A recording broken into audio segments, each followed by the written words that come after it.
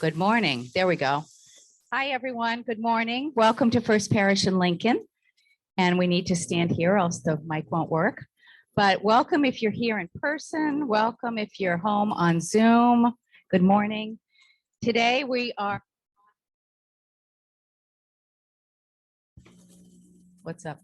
Yeah? Okay. Today we're honoring a number of festivals. Halloween. I love the costumes. I love all the costumes. Look at all these costumes. Wow. Look at Margaret. Wow. Halloween, All Hallows Eve, which was the night before All Hallows Day, also called All Saints Day, which was November 1. And that started around the 4th century to remember all the saints. And then in the 9th century, they added All Souls Day, November 2, for all people who had died without names, with names. Will be a little sound challenge, but we can get through it. So if you are at home, we invite you to write your prayers in the chat and we'll read them later. And we will begin with a wave and then Sarah will read our land acknowledgement. So hello, people at home, people in person. So glad you're all here.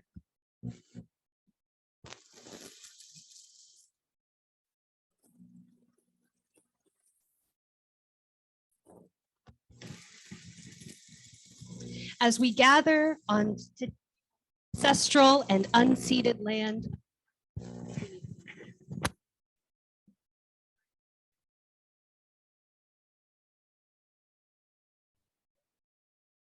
then the camera. Let's try this again. As we gather today on the ancestral and unceded land of the Massachusetts and Nipmuc peoples, let us recognize them as the original stewards of this land. We acknowledge the truth of the violence that has been perpetrated against them in the name of this country and in the name of the Christian faith. In seeking the truth as those of us face the history of our privilege, we recommit to cultivating a culture of respect by affirming the dignity of all peoples, indigenous and oppressed. And we also seek to work to eliminate all forms of injustice in aspiring to that once promised more perfect union. And now let us deepen into worship with our opening words, and I invite you to stand as you are willing and able.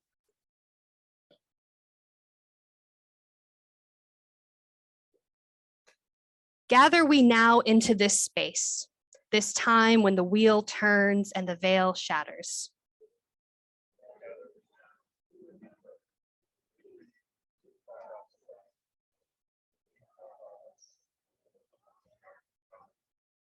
Gather we now to tell the old stories and sing the old songs, to be as we have always been, the voice of our people eternal.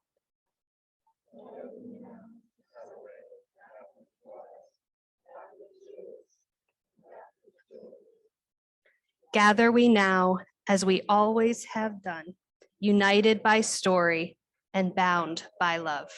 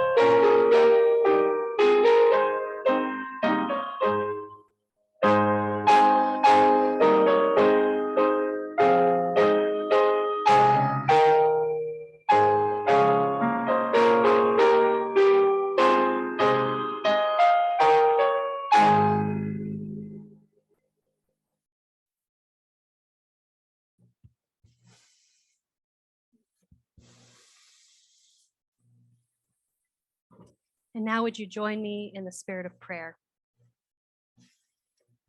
We gather around this circle now to celebrate this season when the wheel turns and the veil thins, setting aside this time and space as a sacred symbol of the many circles and cycles we move through. May we remember this morning those who have gone before us, who are yet still a part of this, our circle, a great cloud of witnesses. We welcome them, our ancestors who encircle us and share the sacred space alongside us. We gather in love and anticipation of renewal that we experience in this beloved community woven throughout time. May it be so. Amen.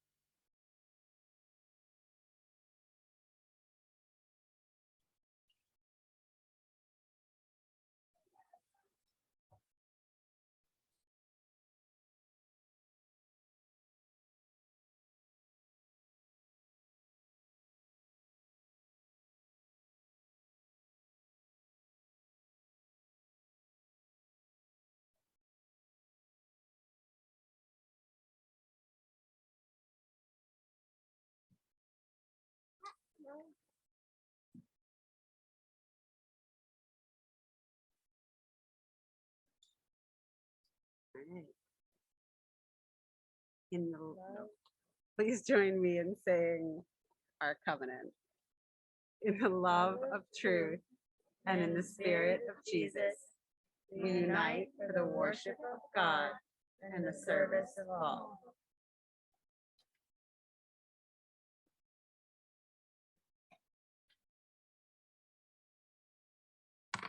Good morning and happy Halloween. For several members of this congregation, this is a very important day, Halloween. October 31st, Halloween, November 1st, November 2nd, are days of sacred meaning across many cultures and traditions. First Parish in Lincoln is a church with a foundation in Christianity through the Congregational and the Unitarian Universalist traditions. This spiritual ancestry goes back to those who observe All Souls Day, a day to remember and honor the faithful who have passed, and back to those who observe All Saints Day, a time to remember all the Christian saints and martyrs, known and unknown. All Saints and All Souls were inspired by the pagan observance of Samhain, a time when ancient Celts felt the thinness of the veil between the worlds. And we've heard that a couple of times, the thinness of the veil. And I remember when my mother was leading Samhain rituals when I was younger, I didn't know what the veil was. And I was wondering, what is that? It's like a curtain or a force field between this earthly presence, and the places we go after we leave the earth. It's a veil, it's a curtain or a force field that we can't see. And this is a time when cultures really believed that that veil thinned, and passing between the worlds was much easier. We could see the dying of the year, and we felt that closeness to people and places past. Then and now, pagan practitioners honored their departed. They warded off negative spiritual energy with bonfires and costumes like we do now on All Hallows Eve, Halloween, which falls this evening. And I see, just like Jenny pointed out, some really terrific costumes. Can people in costumes stand up? And I can't see at home if you are wearing any costumes this morning, but I hope you are. And if you're not, please, at some point today, look at these wonderful costumes. Beautiful.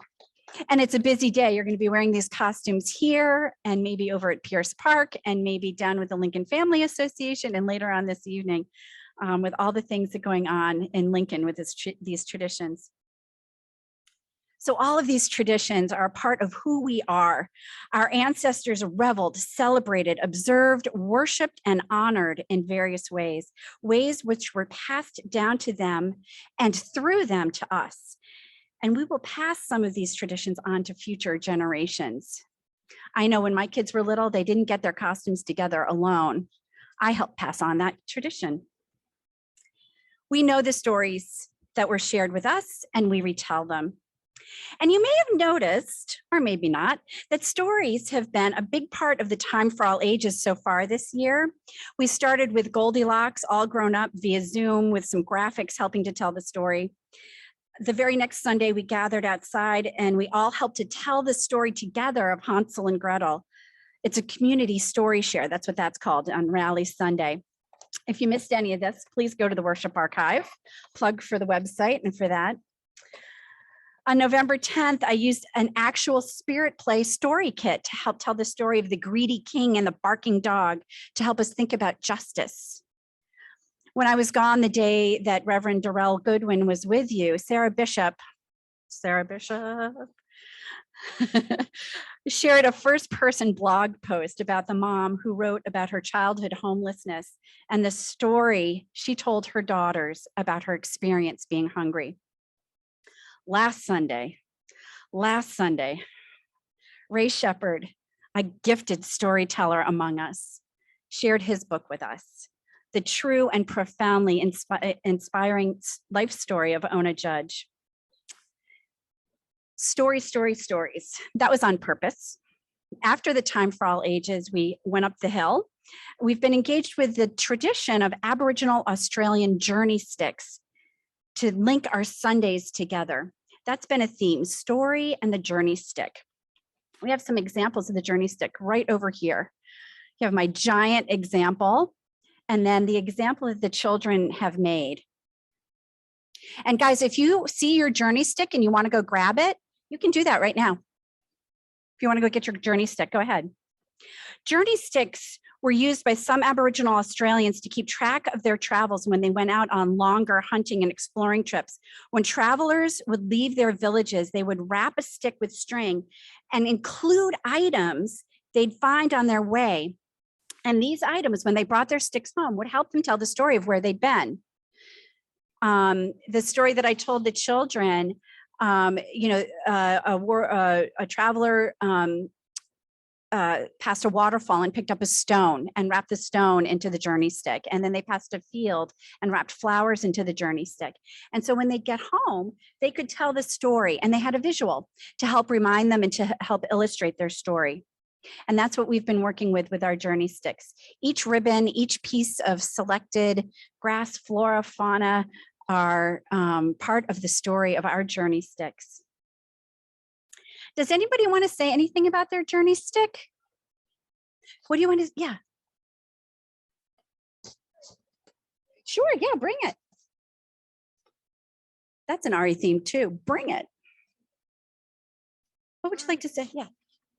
My journey stick I think in the future will have lots of things. I think I already had a leaf on it. I don't know if it fell. Yeah, and you know what? You remember some people put some walnuts on their journey sticks, and the journey sticks were stored outside for a little while, and the squirrels got them. Great. An ever evolving journey stick. I like that. Does anybody else want to say something about their journey stick? Can anybody remember what happened when I tried to tie the rock onto the journey stick? How'd that go? It was a total fail. I couldn't get the rock to stay on, but we put it there in our imaginations and that worked well. So, but what does all this storytelling have to do with church? What does a journey stick have to do with church? And what does it have to do with the holidays of today? It is through story that our traditions are passed down. It is through story that we share our lives with others and have others share their lives with us. It is through story that we remember those we love after they pass from this earthly life. The scriptures, which help to inform our beliefs, or some of our beliefs, are stories. For example, and to the point, the story of Abram and Sarah from the Bible. And here's a little refresher. God calls on Abram and covenants with him, to wit, God will give Abraham and Sarah the ability to have a child if Abram is willing to do God's bidding and lead the nations according to God's law. But why was a child so important to Abram and Sarah? At that time, there wasn't a universal understanding of immortality. People were immortalized by their children and their children's children, remembering them, telling their stories. Abram and Sarah needed a child to carry them to the future. On Halloween and Samhain, we light fires and carved pumpkins to ward off negative energy. Samhain, All Saints and All Souls ask us to remember our ancestors and their stories.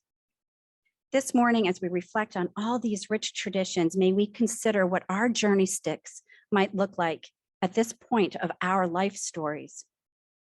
What will the generations say of us? There may be ways in which we wish to add to our journey sticks a little more intentionally, so our stories better reflect the people we hope to be, the humans we are becoming. Our ancestors passed on what they knew. From this space, we grow and evolve. As we do, we honor our ancestors who came before us and provide a new foundation on which our descendants may begin to shape the stories of their lives. We honor, grow, and begin again. May it be so.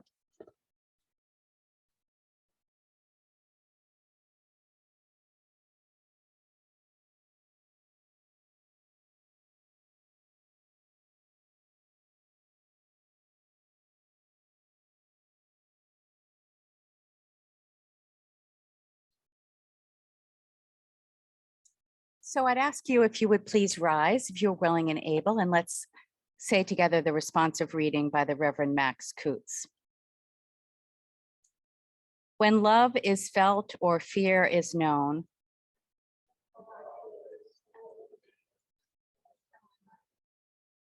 when anniversaries arrive by calendar or consciousness,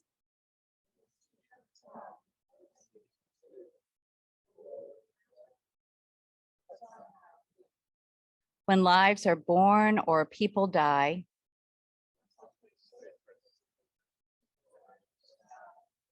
mark the time.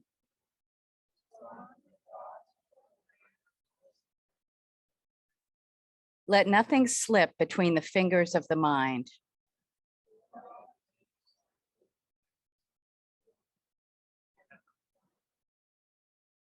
Please be seated.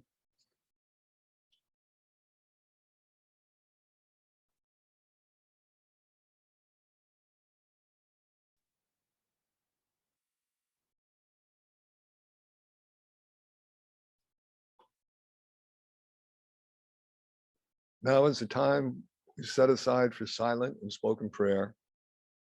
We'll start with a hymn by the choir, followed by a period of silence. When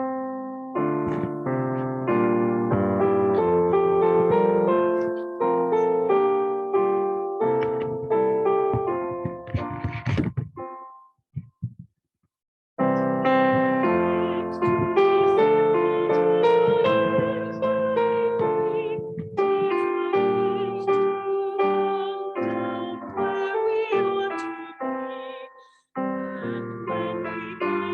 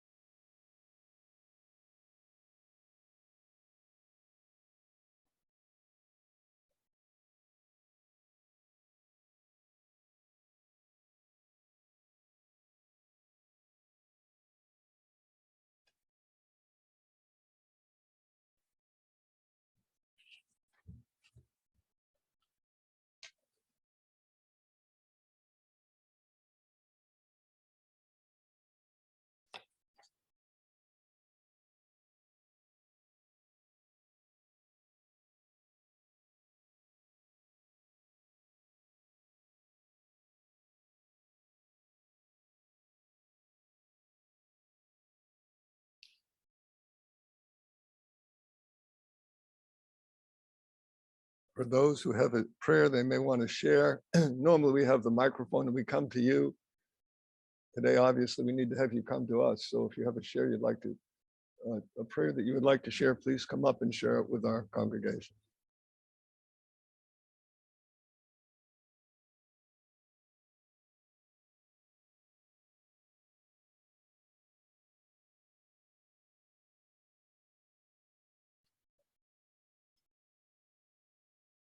Gus will announce the chairs from the chat.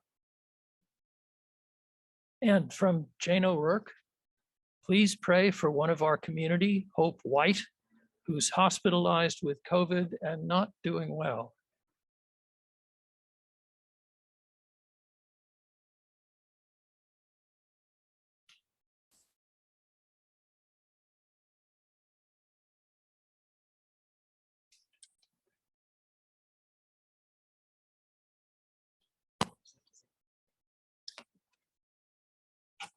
And we remember Del Welch, who was in an automobile accident and is recovering in Maine.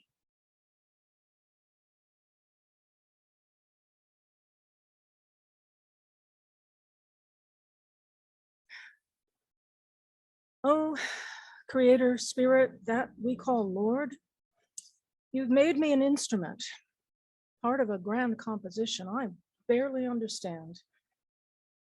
You made me an instrument and gave me so many choices. I hope, as many people do, to be an instrument of peace. But people can so easily be instruments of discord, and of pain, of destruction. Lord, you made me an instrument. I must play a part in this, but what is it? Shall I be first violin or second fiddle? Or am I just a clashing cymbal in some random cacophony? Tell me the score. I miss holding the hymnal, knowing when to take a breath and when to rest. And yet, here we are in a sacred and virtual space, just humming along together. Lord, you made me an instrument. Even my silence is part of the song. Every choice I make, a part of the whole. Help me hear the themes of peace, of generosity, of wisdom. Let me feel the rhythms of seasons, of tides, of heartbeats. Show me the melodies of courage, honesty, and grace. Perhaps I can be an instrument of hope. Lord, you made me an instrument. I know I have a part to play, but practicing is hard. Still, I'll choose to practice kindness and hope to be in harmony with your creation.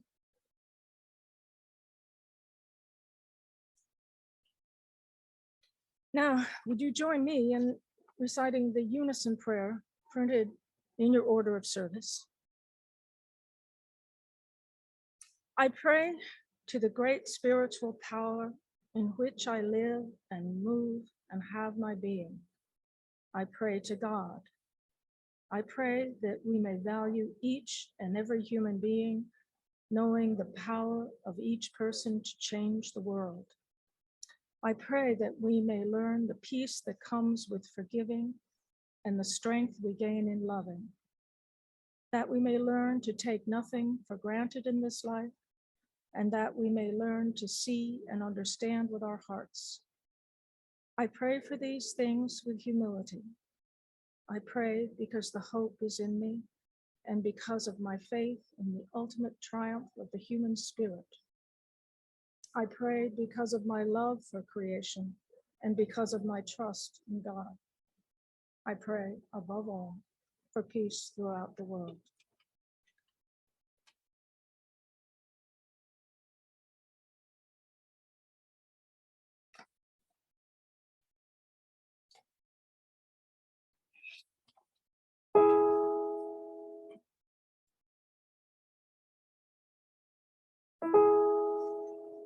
Blessed are the pure in heart.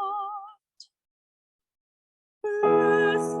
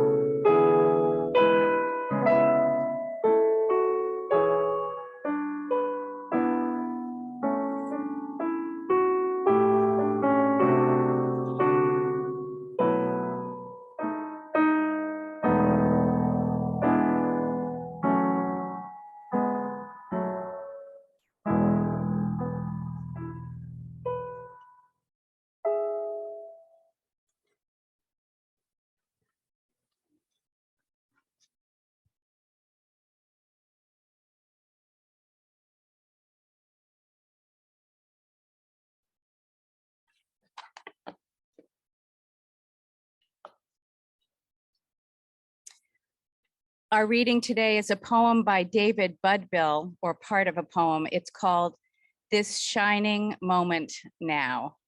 And how is the sound back there? Is it okay? All right, thank you. Poet David Budbill. When I work outdoors all day, every day, as I do now in the fall, getting ready for winter, tearing up the garden, digging potatoes, gathering the squash, cutting firewood, making kindling, repairing bridges, clearing trails, pruning apple trees, taking down the screens, putting up the storm windows, banking the house. When I am every day, all body and no mind, when I am physically, wholly, and completely in this world with the birds, the deer, the sky, the wind, the trees, when I am only here and now and nowhere else, then and only then do I see the crippling power of mind, the curse of thought, and I pause and wonder why I so seldom find this shining moment in the now. It's All Souls Day come round again, and this week as I walk, I see the needles on the path, golden and brown, wet and glistening, they shine up at me. I walk and I watch for the flash of ruby red, the scarlet of a fallen leaf here and there that gleams up like a jewel. It's been raw and chill this week, and I've loved it. Love this time of year, whatever the weather. Try to savor every minute of these late October afternoons.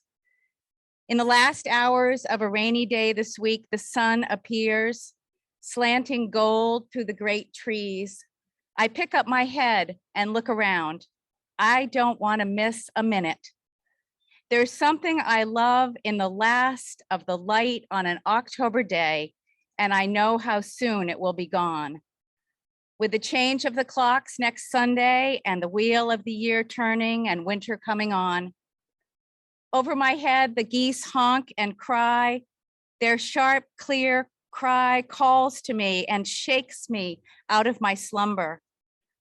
Marking the season, marking the time, I love the gleaming golden light of late afternoon. The cry of the geese, the chill of the air. It won't last, I know. It will slip through my fingers. So I try to pause, to look, to see, to pray, to give thanks for this, the light of late October and another season come round in our lives.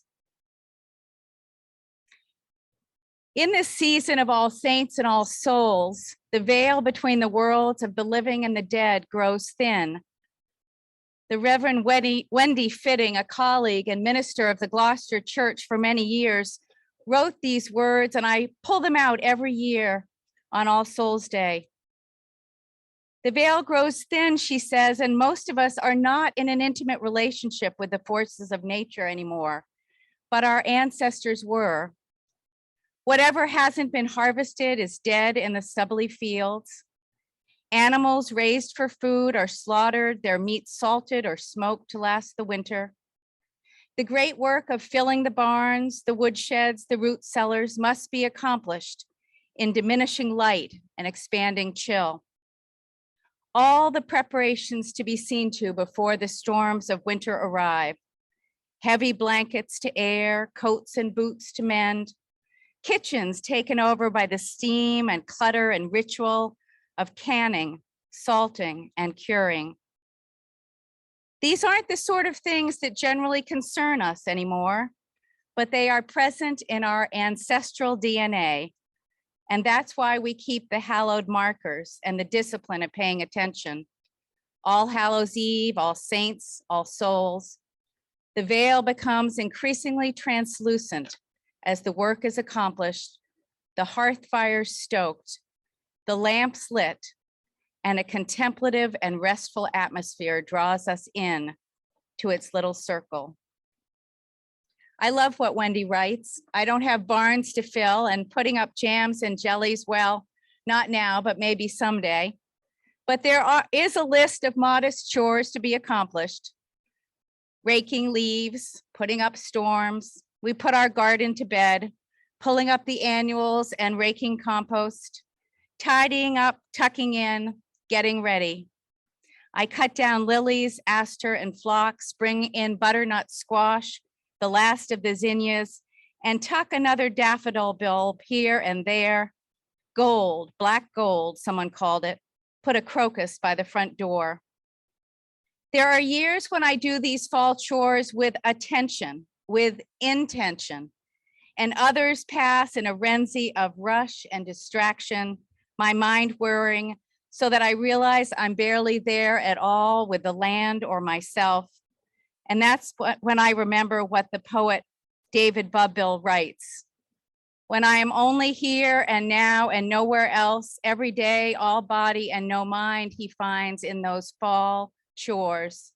Then and only then do I see the crippling power of mind and wonder why I so seldom find this shining moment in the now. I love that. So I pray, help me, God, to wake up. Help me wake up to this life, this shining moment. That is my prayer with you this weekend of All Saints and All Souls. Help me be a little bit more like the saints, those mysterious holy women and men who spent a lifetime looking for you, seeking the sacred, trying to wake up. Each one of them called so differently.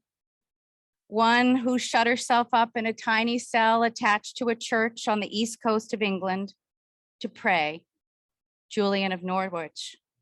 Another called out into the highways and byways of Tuscany to preach to the lepers, the poor, the lost, and the forgotten, St. Francis. And one like the Celtic Cuthbert, who was out there on the foreign islands near the holy island of Lindisfarne, up to his waist in cold water, completely one with the seabirds as he chanted psalms into the dark nights of a Northumbrian sky. Help me be like all the souls, God, those nameless ones, who sought as we do in our flawed and ordinary way to see and touch and taste and smell our way to the holy and hidden heart of life itself. In these days, in touch as we are with all the shifting and changing of our times, that uncertainty that seems to be always with us now, help us wake up to what is right in front of our eyes, each other in this circle, the leaves on the ground, and the sun in the air. This weekend, as we remember those who've gone before us, help me touch down into the power of my ancestors and remember that we stand on their shoulders, we garner their wisdom, and we can lean on their strength. Help me wake up. That is my prayer. To the geese honking above my head, the purple wisps and golden gleams of a late October afternoon, the rough pull and scratch of a sunflower stalk as I tug it from the ground, the earth beneath my feet, steady and strong.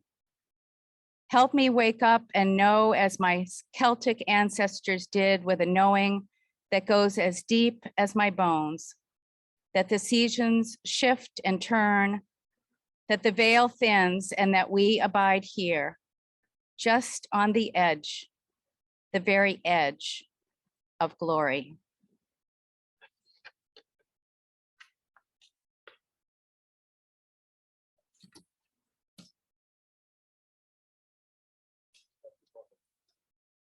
What? Thank you.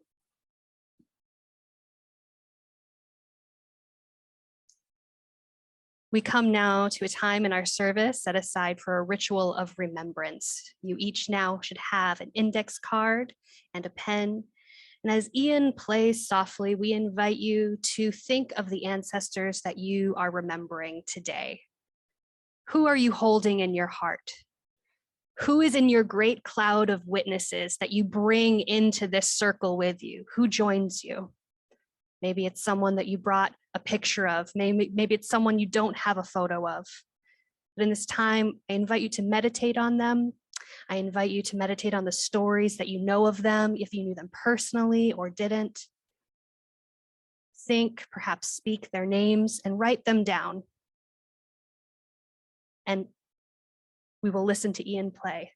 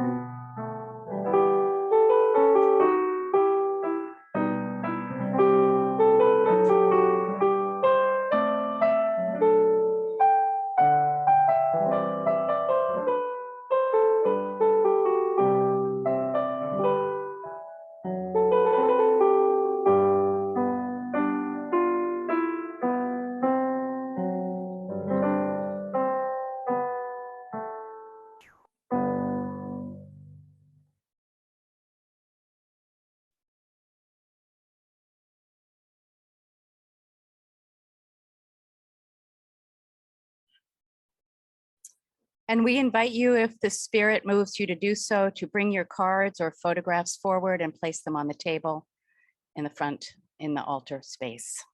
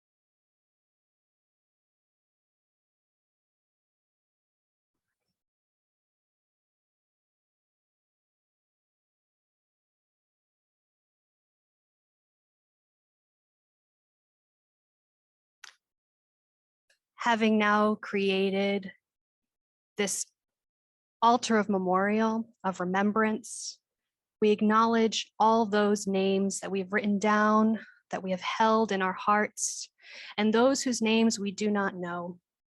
We light this candle, acknowledging this great cloud of witnesses that joins us together in our circle, who we will one day see again.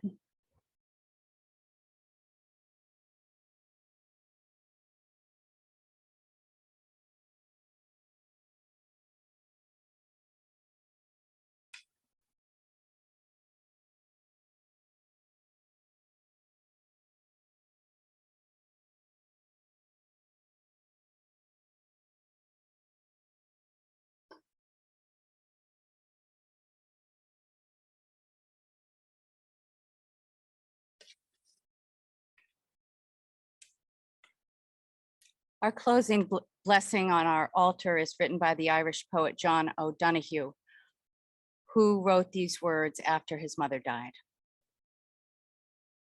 On the day when the weight deadens on your shoulders and you stumble, may the clay dance to balance you. And when your eyes freeze behind the gray window and the ghost of loss gets into you, may a flock of colors, indigo, red, green, and azure blue, come to awaken in you a meadow of delight. When the canvas frays in the currach of thought and a stain of ocean blackens beneath you, may there come across the waters a path of yellow moonlight to bring you safely home.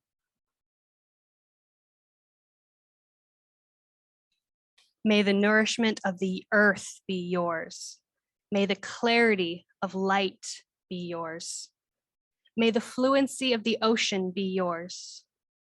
May the protection of the ancestors be yours.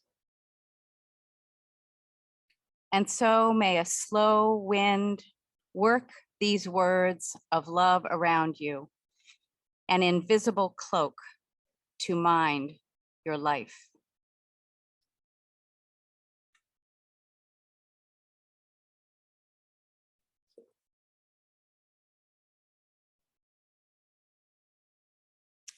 When I was a little girl, I used to pray to the moon. Before anyone told me that doing so was idol worship, my young heart seemed to know the moon, to connect with her, to hear her voice as every month she would fill herself and empty herself. Now I wonder if that impulse was an echo of my ancestors, those who have gone before me and only ever knew connection and balance with nature. As I grew up, many layers were added to my intuitive childhood spirituality, and I learned many new ways to connect with the sacred. But eventually the time came to do some unlearning, and in recent years, it was rediscovering my childhood faith that sustained me in those liminal spaces. Now I've woven together a spirituality that seeks to honor the old ways, my childlike faith, and the new ways, the old stories and the new stories, much like what we're doing here this morning. Before Pope Gregory III moved All Saints' Day from May to November in the mid-8th century, my Celtic ancestors of Ireland and Scotland celebrated Samhain. The Celtic calendar is split into seasons of dark and light, marked by fire festivals. Samhain, from the Gaelic meaning summer's end, was first an agricultural festival, the celebration of the final harvest. It represented the day when the sun would go into the underworld and we would begin our several week spiral into the dark. Until December 21st, the winter solstice, the longest night, after which the light steadily returns until the Celtic feast of Beltane, 6 months from now, when the sun is said to be reborn. Samhain and Beltane, seasons of dark and light, respectively, for those of us in the Northern Hemisphere. During these times when the sun is traveling from here to there, to the underworld and back, the veil between the two is said to be at its most thin, as we've heard a lot this morning. This liminal space between the bounty of summer's harvest and the bleakness of the cold, fallow winter is a thin time. A time that when we are forced by nature to learn how to see in the dark, when we somehow become more sensitized to the sacred at work around us, and we recognize the spiritual connections that still bind us to those who have gone before, our beloved dead. For millennia, this has been a season to pay tribute to those connections, to those beloved ancestors whose lives, loves, failings, and gifts still live on enfleshed here in us in this circle. We look at their photos, we speak their names, we read their writings, remember their stories. If needed, wherever we can, we seek to heal their legacies. And we hold in our hearts the hope of a new tomorrow on the other side of this underworld journey, into the dark, into the truth, into the spiral. And we all like straight lines, but life, as Samhain shows us, is more of a circle. It's more of a cycle. And here we are again this evening, coming together tonight for Samhain. We will remember that we are part of this long, long lineage, long, long journey of birth to death to rebirth. So may it be. And now, would you join me in listening to our closing hymn, For All the Saints?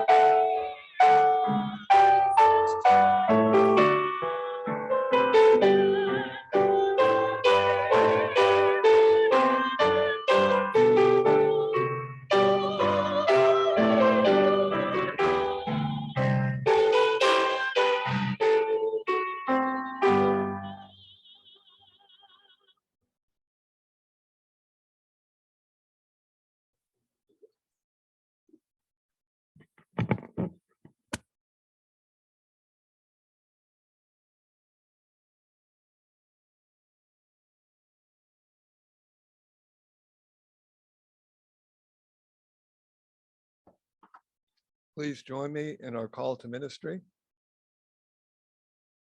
We go forth from the worship of God to be faithful to the vision of Jesus, to affirm each person's dignity, and to cherish the living earth.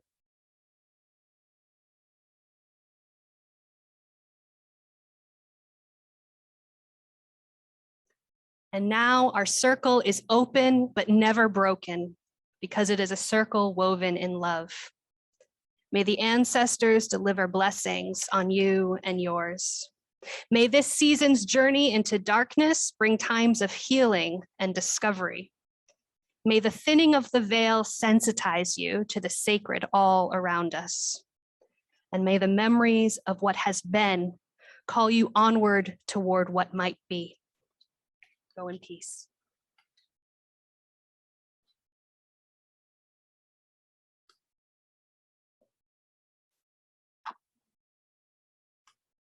I'd like to start the announcements by reminding all of us that the life of the church depends upon the generosity of the congregation. Please remember, your donations can be sent to the First Parish at Post Office Box 6218. And or you can click on the QR code on the website, or actually we do have collection plates at the chairs closest to the sidewalk. And with that, again, we don't have a roving microphone, but announcements, please come to the left. Thank you. Hi, I'm back. So we are going to be kicking off engagement groups starting in November. We are leaving registration open for one more week. So by Friday, we are closing registration for engagement groups. These are going to be small groups that will meet throughout the course of this one church year, monthly, reflecting on spiritual themes, as well as we have a racial justice engagement group option to deepen into and reflect on this journey that we're going through collectively. So if you would email me at sarah@fplincoln.org, that's Sarah with an H at fplincoln.org, you can register for an engagement group. Thank you.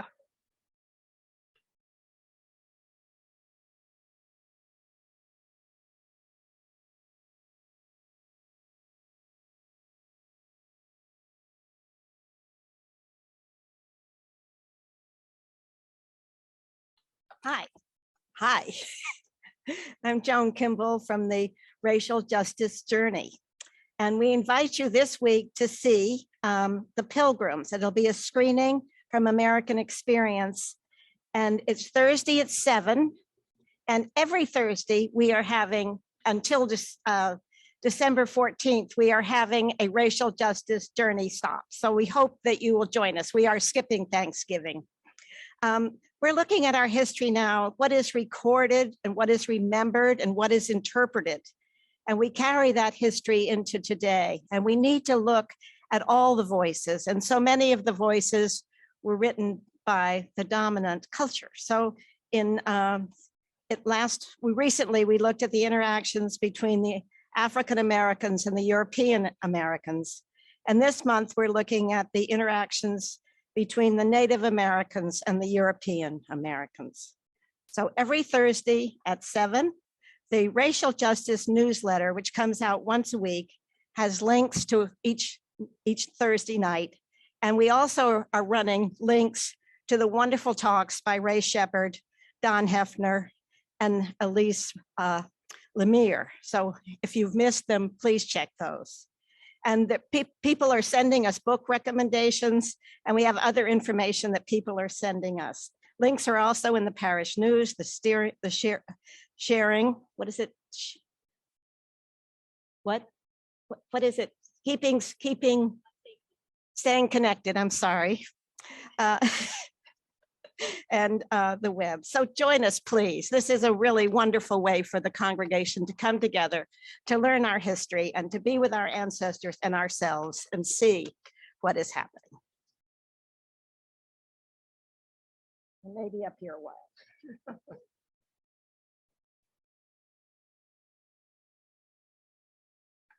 On 3 Wednesdays in November, I'm going to be teaching a class, or really more holding a conversation, Prayer 101, if you've ever wondered anything about prayer. Wednesday at 3 p.m. We'll meet in the Stearns Room in person unless the weather turns bad. So starting this week, Wednesday at 3.